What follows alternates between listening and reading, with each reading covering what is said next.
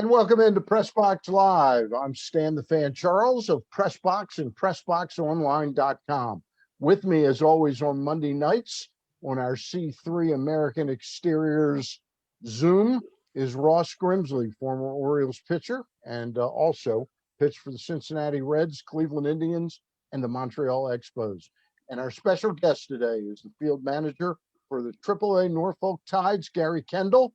And we'll be talking to both of these gentlemen in just a second. But as you know, I got to pay a bill at the beginning of the show. PressBox Live is brought to you by C3 American Exteriors. Go to their website at c3america.com to get a brand new roof for just the cost of your insurance deductible. And as I say every Monday and Wednesday night when they sponsor my Zooms, C3 American Exteriors is the place to go when you have that expensive proposition of either fixing or replacing your roof. And I always say that you got to like the people you're dealing with, know the people, and trust the people. And I can say all three things with C3 American Exteriors. Go to c3america.com to check out their website. And these guys really are experts, and they'll treat you right. One guy who always treats me right is Ross Grimsley, because he pulled this guest out of his at the last minute in the week. Ross, how are you? I'm doing good. How is everybody doing? We're all doing good. And great. Yep, Gary Kendall, AAA manager of the Norfolk Tides. You look rather relaxed on your Monday day off. Doing fine. You know, I got that message from Ross at about 4 o'clock in the morning. I don't know what the hell you were doing up at 4 a.m., but I don't know what I was doing up at 4 a.m., but that thing, it started vibrating, and then I responded to it. So we're nocturnal, Ross. I have a feeling all three of us at our age were going to the bathroom. Probably was. That was one of the things. Hey, I went to bed very early that night. Yeah. Hey, Skip, before we dig in, and I know Ross and I are going to grill you on different players and all this, I just want to ask you, we had you on last year during the pandemic season, and there were no minor leagues at all. You had this alternate site reality. How much have your players, can you quantify it at all, what they lost last year? Well, I mean, not having games, I mean, you lose that competitiveness against an opposition. I mean, when you're playing against, whether it's your own guys or inter squad, or you're trying to make shift games. I mean, it was great. I mean, because we didn't have anything else, so we made do with the best that we had. But when you were out there and you're playing a 6-inning game, and you're facing maybe 3 or 4 pitchers, and there's 5 or 6 defenders, and there's no right fielder, and at times, and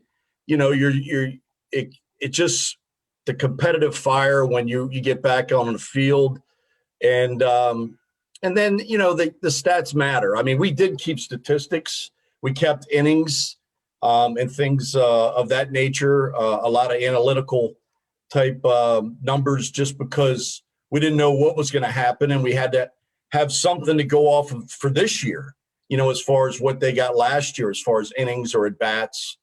So it's much better to be. I mean, you got fans in the ballpark now, and it's exciting. And as a matter of fact, I mean, the places that we've been, the fans, on the road or at home, I think our attendance is up from where it was in 19. So they're coming back, in the Groves, in the minor leagues, at least the ones at the AAA level. So let me ask you this again, another general question before Ross starts grilling you on specific players. The pitching in Major League Baseball, it's like almost every interview we do with Brandon Hyde, he's talking about how how he's milking these innings out of different guys. I'm imagining it's the same thing in the minor leagues. You got to be careful not to jump these guys too far, and you got to be very careful. Yeah, we have this year, especially at AAA, when I was here in 19, we didn't have a piggyback situation, where you have maybe 2 starters working, which it's made it really tough on normal relievers, because we may on any given night have a Wells, a Lowther, a Kramer, and then behind it you have a Wade, and now like Watkins, who's up in the big leagues, and they were piggybacking, so hopefully covering 8, sometimes 9 innings. So sometimes those innings that used to get spread out in the bullpen, maybe from the 5th inning on, that's been tough to get those innings to those guys. But what we've done, though, in that process is that for every guy that might be a call-up, a roster-type guy like Wells, Alexander Wells, the other guy may be a non-roster guy. So we do always have a starter. Whereas in 19, when they would take a starter, it was a bullpen game, and you're trying to stretch out guys that went, or 2-inning guys or maybe 3-inning guys at the most, and trying to cover 9 innings or 8, or if you're on the road, if you're losing, and it's a tough situation. So Chris Holt kind of designed this, and it's kind of worked better. It's limited the innings somewhat for the relievers, the normal relievers, but we haven't been caught, really shorthanded with no starter, And who is your pitching coach at Norfolk? Kenny Steenstra. Okay.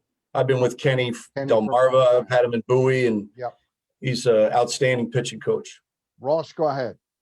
Well, before we get start talking about players, I don't believe people really understand what a AAA manager goes through. Yeah. I know we've talked about it before.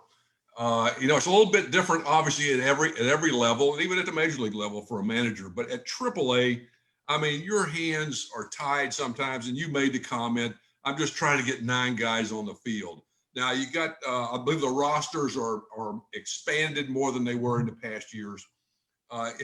Talk about that a little bit, because I know, you got certain guys you can use in this situation, that situation. Some guys you can't use because they may have to go to the big leagues the next day or whatever. Kind of talk about that a little bit and the hardship it causes at times for you guys.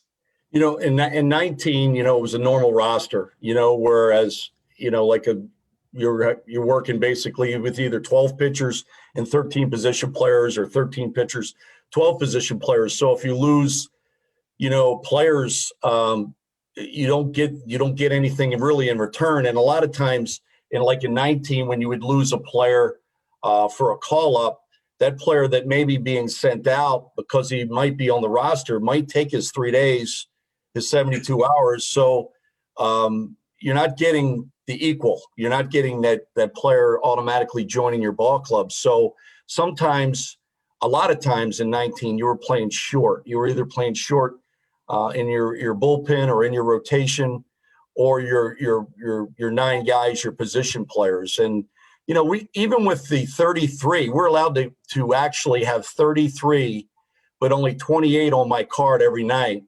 going out to home plate. We've actually been short a couple times just because of a situation, with when we had Leba, who's now at the big league level, and McKenna. I know, we were home and we had it rolling a little bit in June, and, the phone rang, and we had 2 or 3 guys. It was Urias, Leba, and McKenna, lost them all in a matter of about 10 minutes. And actually it happened prior to a ball game. So it was a lot of, so much for that lineup card. You were just, manipulating that card just to get 9 guys in there, and playing with some guys out of position, which sometimes you'd be surprised that some of your better games come when you put that catcher in right field and he throws out a couple of hits and he makes a good play. And but it's a challenge managing your roster, and as you well, Ross, is the hardest thing. I'm kind of used to the phone calls, and granted, every club has this. It's not like, we have it more than others, and it, everybody has their stories, but that's the biggest thing is managing your roster, and knowing that a lot of times at the AAA level, if you have those 3 bench players and their position players, they're used to playing, and they didn't get there by sitting. They weren't reserve players at AA for the most part. They were everyday players. So, and they're at the age where, the big leagues is right there for them. It's some of them have time. And so statistics and numbers matter. So you have to be sensitive to their needs and try to get them in there in the best situation for them, so that everybody gets an opportunity to get looked at by the organization. And it's the same with the pitching. Guys need numbers to most of these guys are either impending free agents or going to be free or are free agents right now that need numbers to get a job for next year. So, you want to try to bear that in mind when you're putting guys in, taking guys out. That leads me to the next question. Now, the big league club is obviously the big league club there, obviously not doing very well. And you got a bunch of guys down there, like you said, they're a lot of them are 4A guys trying to get numbers and being at the AAA level, I did it several years. I know what it's like, but to keep them happy, what do you tell them, especially with a team like the Orioles? Joe, A guy goes up, B guy doesn't. Why didn't I go up? My numbers are better than him. You got a lot of complaining, bitching, and moaning. How do you handle that? And how often have you had to do it? Well, you have to do it a lot. And actually, we have a really good group of guys, and they're very understanding. And so you just have to keep it in mind that you try to keep their focus on playing hard day in and day out. And sometimes, because what you're saying is a lot of times maybe the guy that's hot isn't the guy that goes up. Maybe it's the guy that the manager trusts at the big league level. And so you just have to tell them, that, you're not only playing for this organization, you're playing for your jersey every night. So you just basically talk to them a lot about the focus on putting up numbers, helping the club in the process, continuing to develop. And it's not going unseen, and we've been fortunate. I mean, case in point, at Josh Rogers, who we let go earlier in the season, was signed by New York, and an organization had him prior to us having him. And he's gone up there and he's contributed, and he's doing quite well up there in Scranton. So basically you just try to be positive with them, be honest with them. Right. I try to give them as much information. And when our big league manager asked about players, and sometimes it's not that player that goes up. They want to know, hey, how's this guy doing? How's that guy doing? I let that player know that he was asked about, because I think players need that. People love to be loved, and people want to be liked.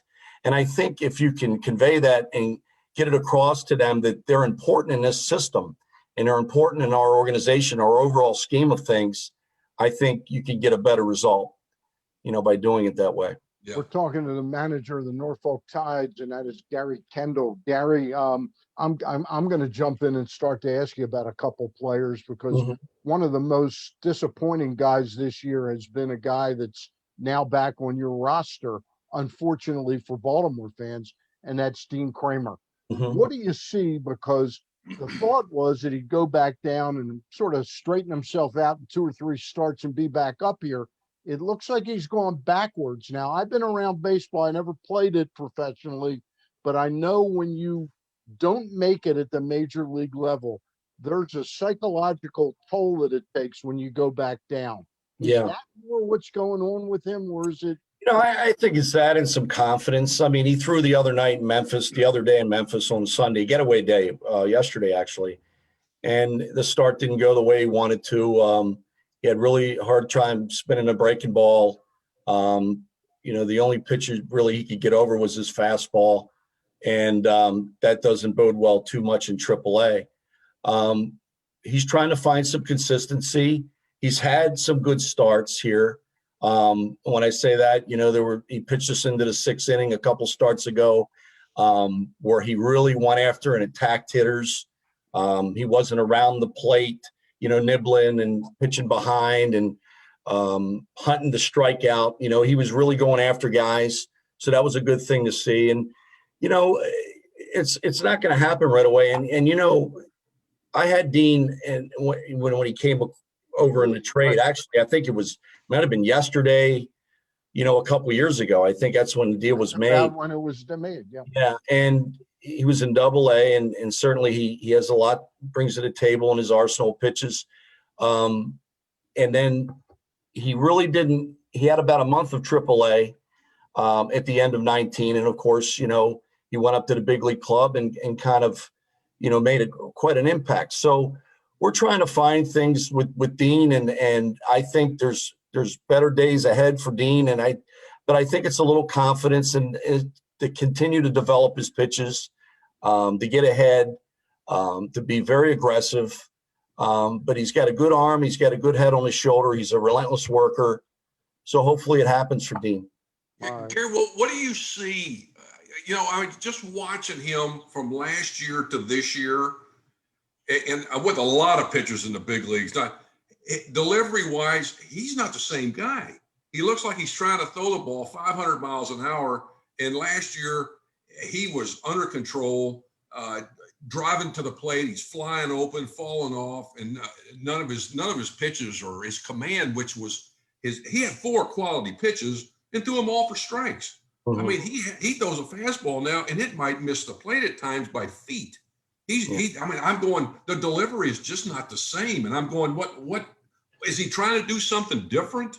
That I don't know. I mean, I look at, I didn't see him that much last year, to be honest, because he was at the major league level, and bits and pieces of what he did last year. But this year, he's kind of not getting ahead of times and not able to finish hitters once he's ahead. It's a bad pitch in the middle of the plate and things that he's trying to address to stay out of the middle of the plate. But as far as comparison from last year to this year, I'm not a good person to answer that question. But he's got a good arm and he's got good stuff, and hopefully he can refine that delivery and keep going on. It's not a comparison to him as a pitcher. Mm-hmm. But you were in the organization when Jake Arrieta slid through our fingers and mm-hmm. became what he became elsewhere. How do you know when a guy just doesn't have it, or you got to figure it out? Because Lord knows with Jake Arrieta, he slipped through the Orioles' fingers, and we don't want that to happen to Dean Kramer. Well, sometimes it takes time. Some guys make an impact. Ross got to the big leagues at a very early age. Guys like Jim Palmer got to the big leagues, and they stayed there. Grimsley had that high heat, though. Well, they got there and they trusted their stuff, and good things happen.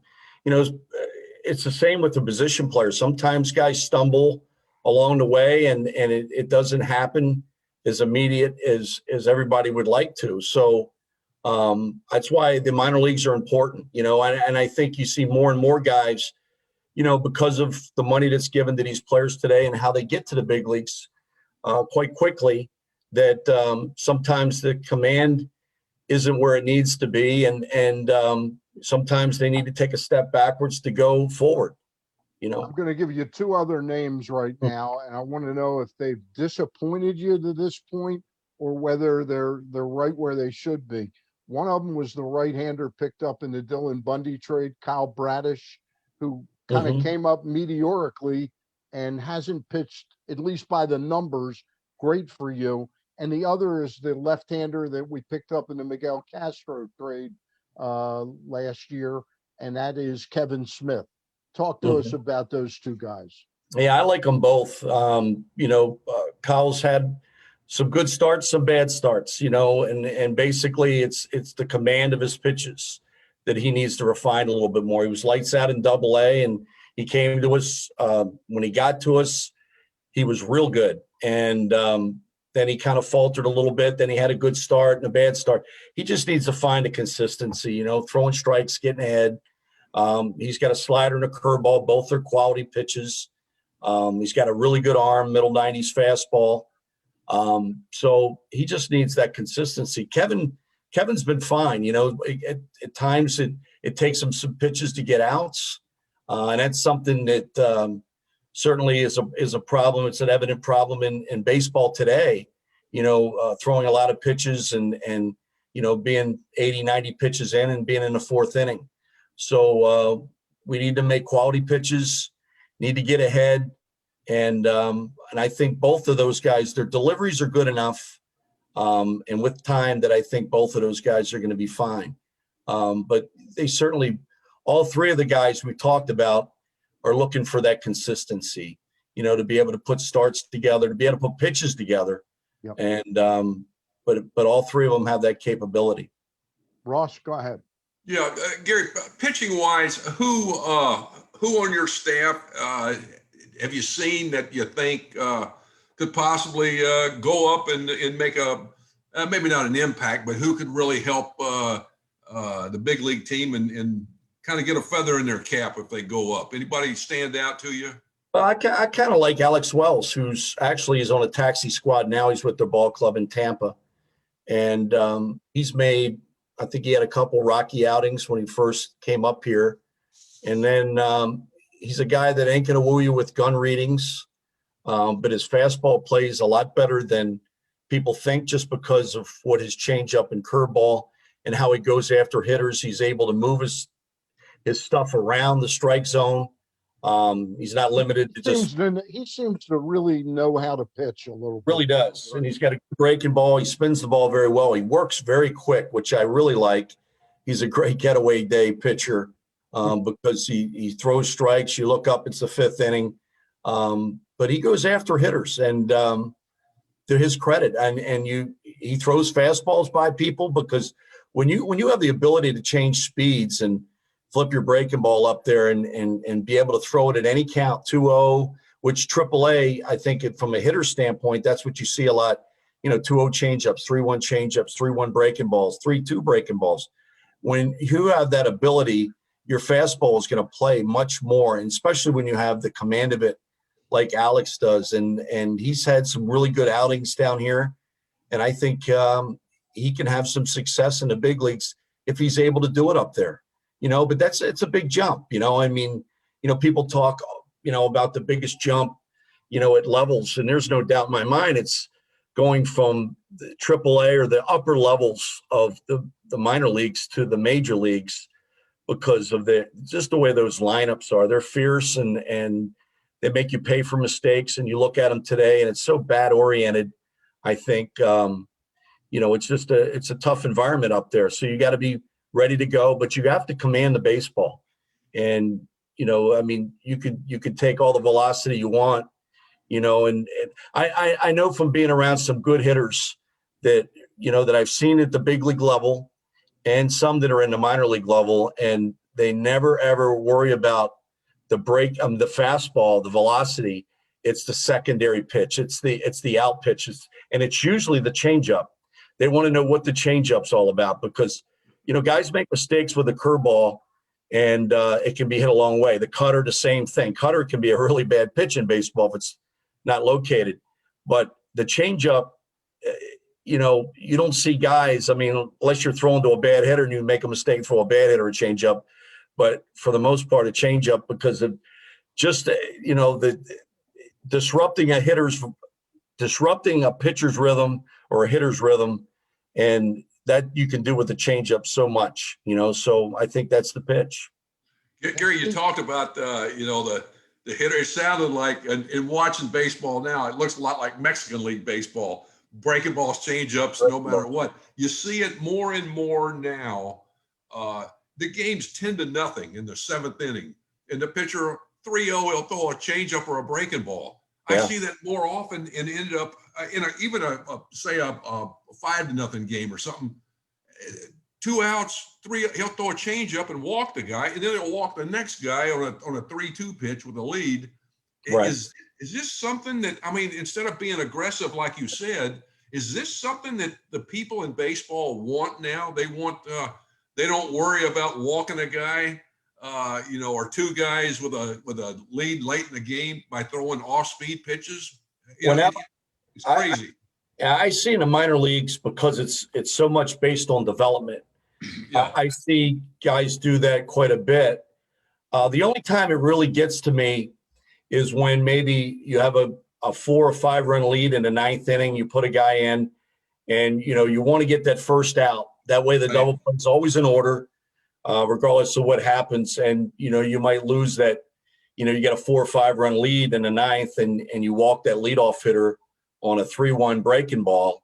Where I'd rather see pitch to contact, make the guy hit the baseball because, we're 3 outs away from a W.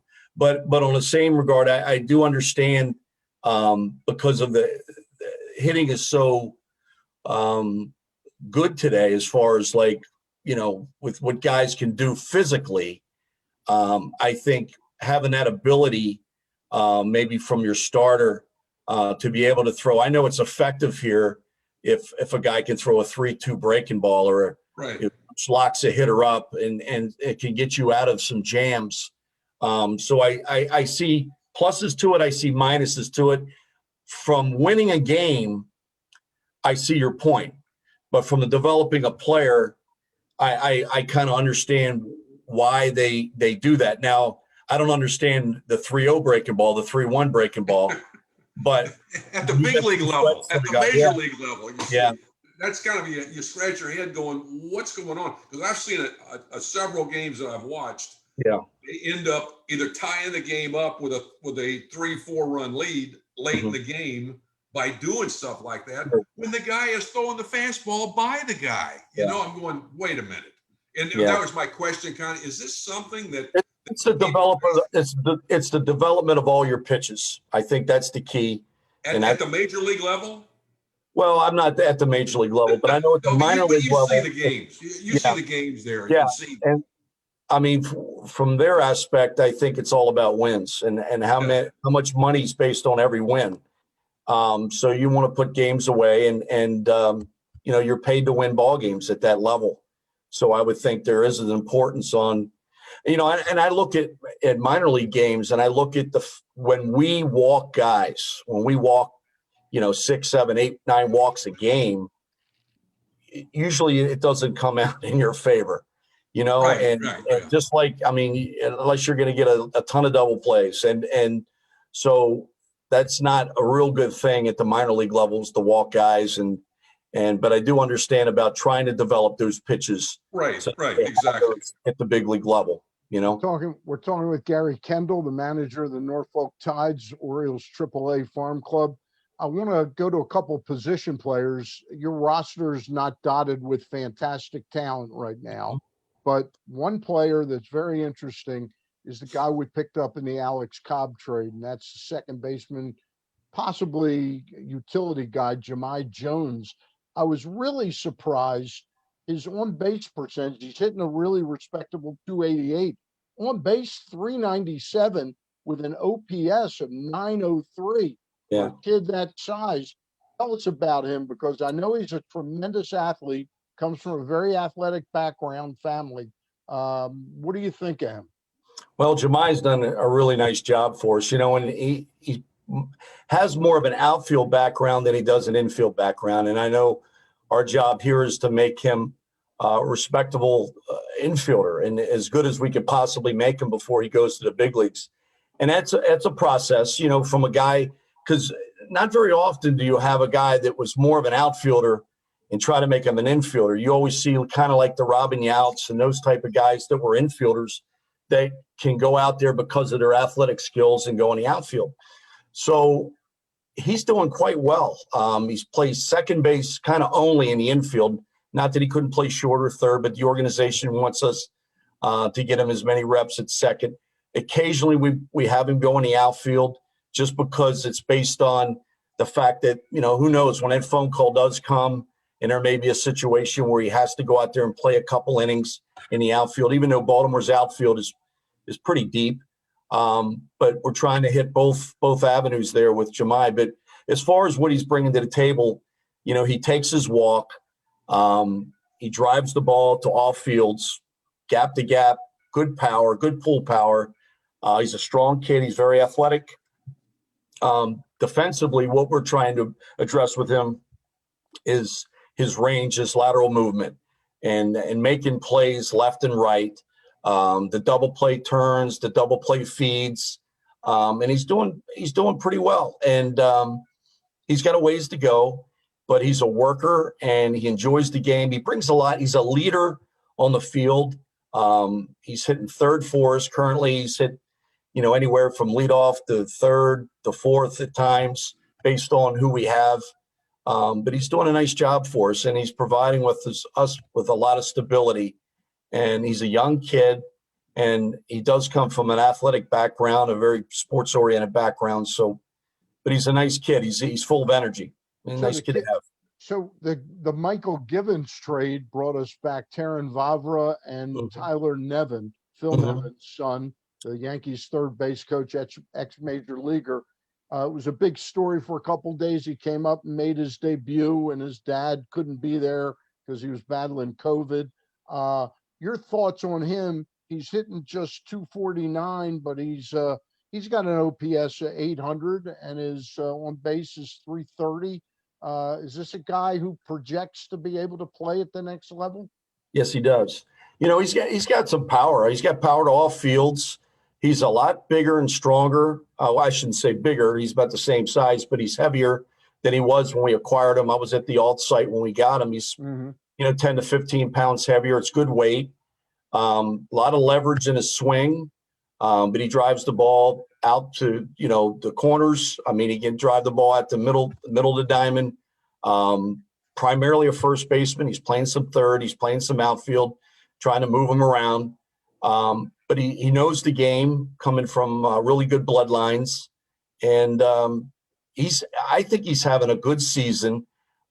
Certainly, I'd like to see him get on more with some base hits, and you certainly want that batting average. More hits, the better off he is. But he does have a lot of power. He's an RBI guy for us, and I think he's a solid guy. But I think he does have a big league future. And I know Tony Masalino, the third base coach, who also is the infield guy. We talk quite a bit about Tyler and about his development at first and third as the season's going on.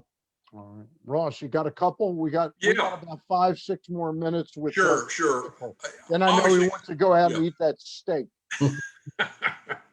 Hey, Gary, I know watching the Oriole catching, I haven't been real impressed, obviously, with it, and it seems to struggle and be inconsistent at times. Obviously, the future's at AA with Rushman. I imagine he won't go up this year. I mean, he may. I don't know. He's hitting 269, but I looked. Bench only hit 277 in the minor leagues in his top. But he had 23 home runs. This kid may hit more of this. But anyway, what happens? Somebody goes down at the big league level. Who is the catcher that would go up to help out there? Well, we have two catchers here right now. Actually, three. Nick Truffaut, who's on the taxi squad now. He's with the big league clubs. A strong catch and throw candidate. He's got a lot of experience. He brings pitchers along in a ball game. He's a former high pick. Played in some different organizations. I've saw him with the Rays when he was with the Rays organization, but he's with the Major League club now. Brett Cumberland, who is our everyday guy here. When he doesn't catch, he DHs. He's a strong, powerful kid that I think his defense has really improved a lot. So I would say those two guys are on the forefront of if somebody was to stumble up there, that they would go to the big leagues. But Brett's got some power and, a pretty good potential hitter. So we'll see. Can I jump in and follow up with that? Because we had Phil Rye on, who you know from Bowie, assistant general manager, and his idea with what the timing of Rutschman is in case there's a strike at the beginning of next year. His idea was you might want him still in the minor leagues rather than in the major leagues, but no games, and you'd lose another half season of development. Is that a consideration, do you think, by the ball club? I don't really know. I mean, I don't. It makes. For him to say that, it makes sense. But I have no idea what the organization, how when they move players, it's okay. That's their decision, sort of. Ross, go ahead. Yeah, Gary. Well, one more thing. We talked a little bit about I think you said they extended the season to 10 more games. Yeah. That was one thing, but is there any new rules that you guys have in AAA this year, or they're going to come out with any, or is it basically the same? Yeah, it's the same. I mean, we started with the big bases that were, looked like pizza boxes out there, but they went away July 13th. They went away. So I don't know what decided, why they decided to do away with them. But we were playing with bigger bases. I know AA, I think they were doing some shift, where players couldn't be in the outfield, that type of thing, 2 infielders on each side. And I think they had the throw over rule in A ball. But as far as our rules, we've kind of, You play baseball.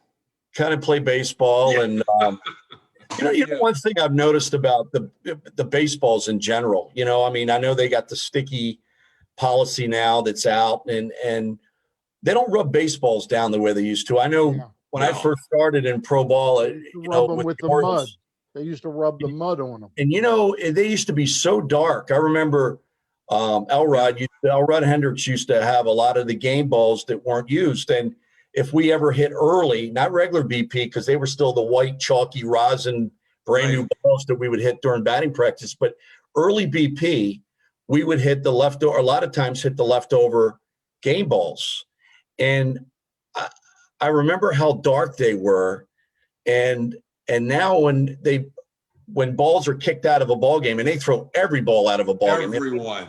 If it just touches that, because a lot of these fields, they're broken down with a lot of turfus now. Yeah. The dirt is kind of like, it's turfus based, at least at the minor league level, and they always get kind of skinned up. And of course, they throw them right out. Even pitchers throw them out, and they got a nice scuff on them. So I don't know why they do that. But they have no clue what to do. Yeah, I've asked that question, Gary, several times, and they go, "Well, we don't know what to do." What to do. But anyway, the balls are, when they throw it out, it doesn't look like they put anything on the ball at all.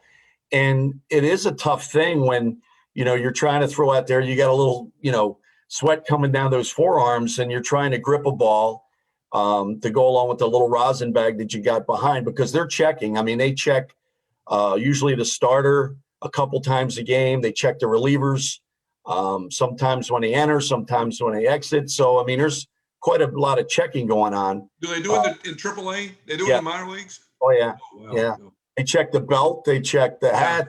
Check the, the jersey. But the balls, just sometimes I can understand the grip problems just because of the way they're rubbing the balls down a little bit. They're not nearly as dark and don't have that grip to them. Hey, before we get out of here, I want to run by some players that you had and are now at the big league level, and that is number 1, Cedric Mullins. I know you had him probably at Bowie and at Norfolk. Could you have foreseen the type of player he looks like he's developing into right now? Well, all I can say is that what he's doing at the major league level, he did at the minor league level. And I know in AA, he showed power. He ran the bases. He caused havoc on the bases because of his base stealing ability. He was a above average bunter. He ranged well in the outfield. A couple of the things that he really improved at the major league level has been how he's throwing the baseball now. He didn't have, it was a well below average arm when he was at the lower minor leagues. And to his credit and to the credit of the outfield people that we've had in our system, he's developed a lot better throwing arm, a lot more accuracy to his throwing arm.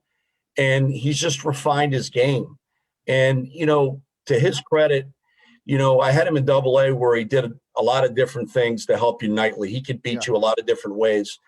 When he got to AAA, when I had him, he started the season at the major league level, and there was some there was some confidence issues that he had to really fight. And, at the All-Star break, we sent him back to AA, and he was with Buck Britton down there and kind of turned it on and found it.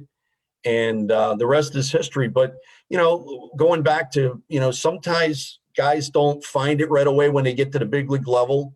And hopefully that's, everything that can happen in a positive way to Cedric, he certainly deserves it, because he's a guy he's a total pro. I mean, he's a humble young man. And a Great leader too. Goes about things the right way, and he's got a great temperament to play this game, and just a joy to coach. And so we're just so happy and elated. And I know our guys follow him quite a bit because there's a relationship here, and we're so happy for him.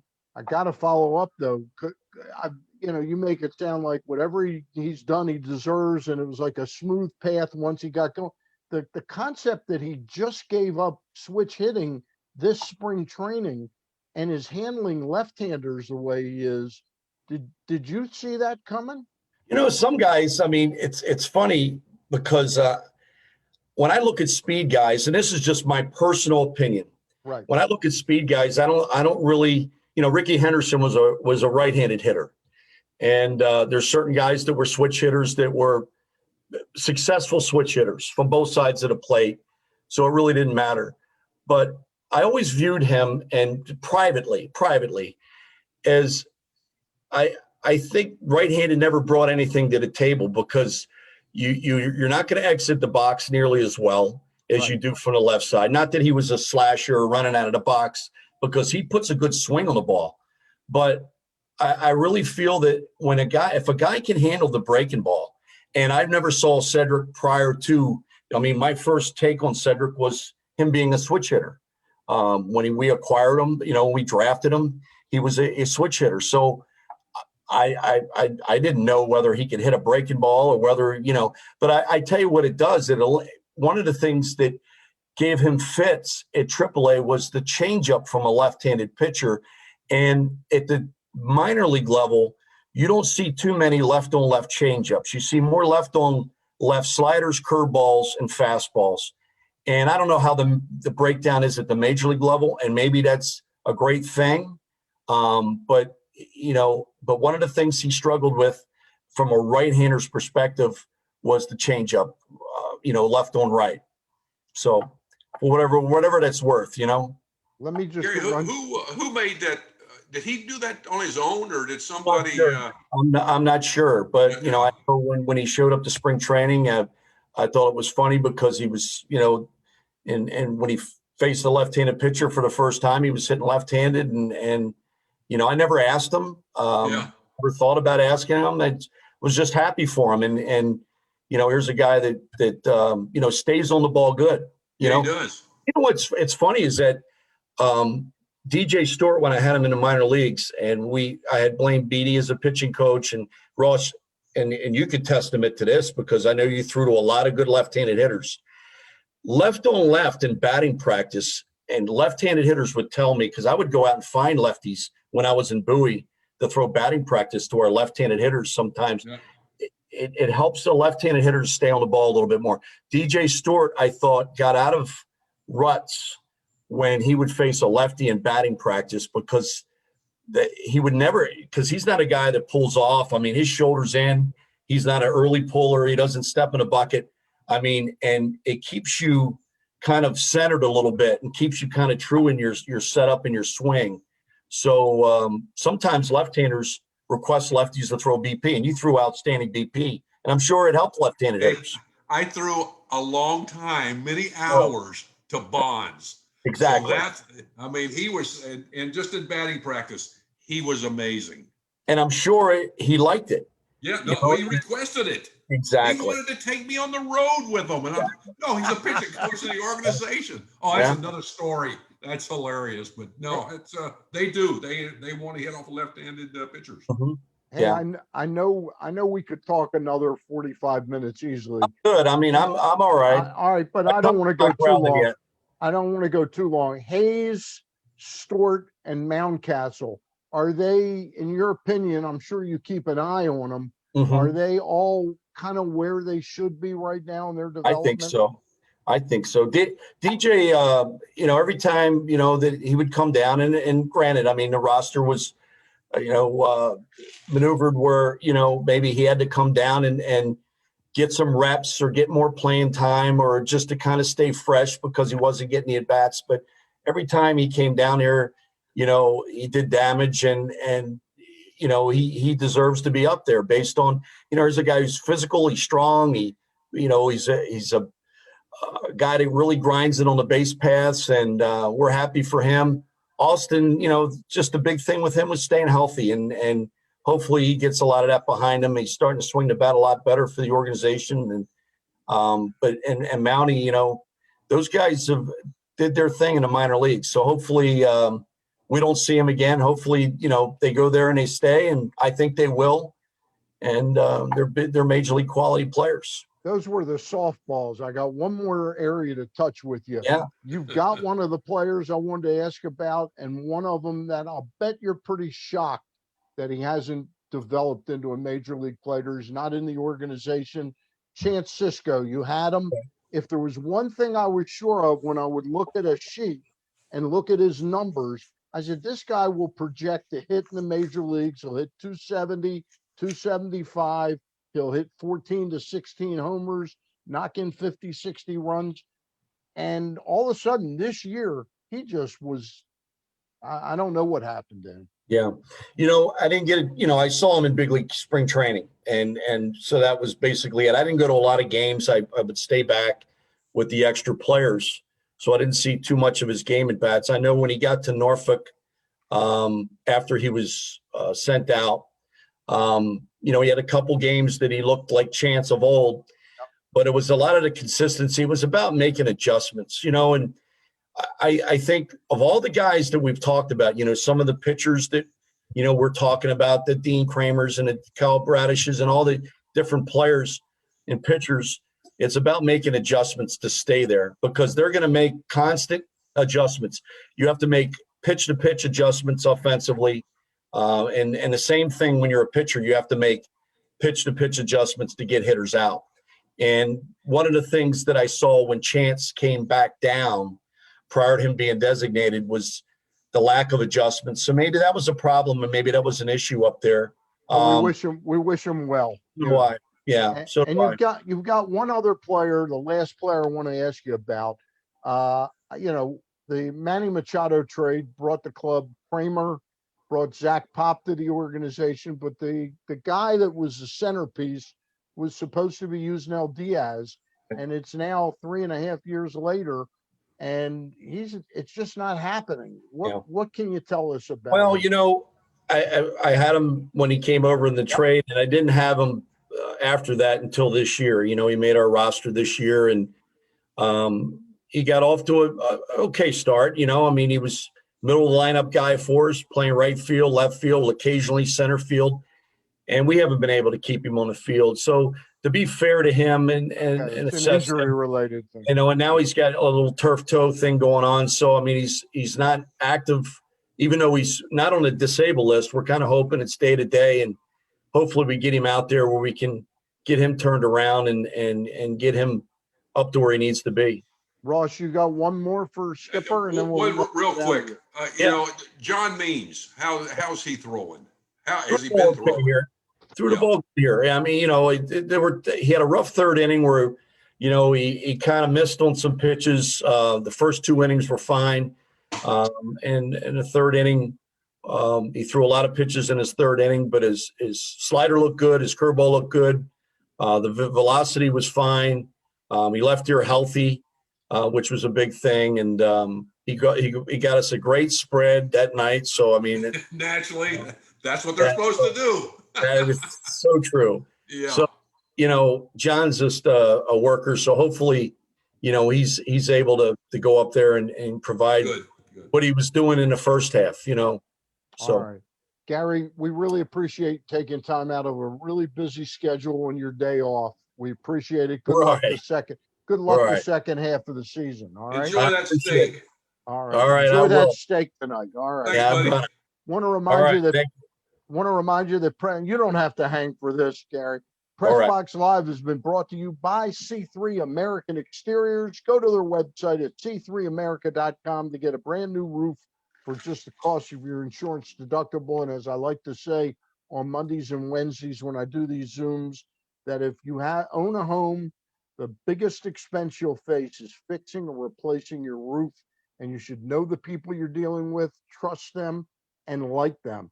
And I can say those three things about the people at C3 American Exteriors. So if you're hunting for a new roof, get in touch with them through their website, c3america.com. Ross, are we on with Shane Turner next week? I know Hopefully so. Yeah. I know you Hopefully guys so. had all the ex-Giants had a funeral for Dick Tidrow. Yes, I know. It unfortunate passing. It was really sad, but yeah, everybody's in. It was a good, solid relief pitcher in the big leagues for Hey, a number of years. he was And one he was a hell of great an scout. executive. Oh, he was a great executive for the Giants. I mean, he was a big deal with the winning the 3 World Series in 5 years and going to the 4 World Series and since 2002. So it was sad. It was something unfortunate happened, but it's really tough. So hopefully we'll have Shane next week. He's a scout with them. He's done had every job in the Giant organization you can think of, and he'll have a great insight on scouting on some of the players in baseball and baseball in itself. So that'll be great.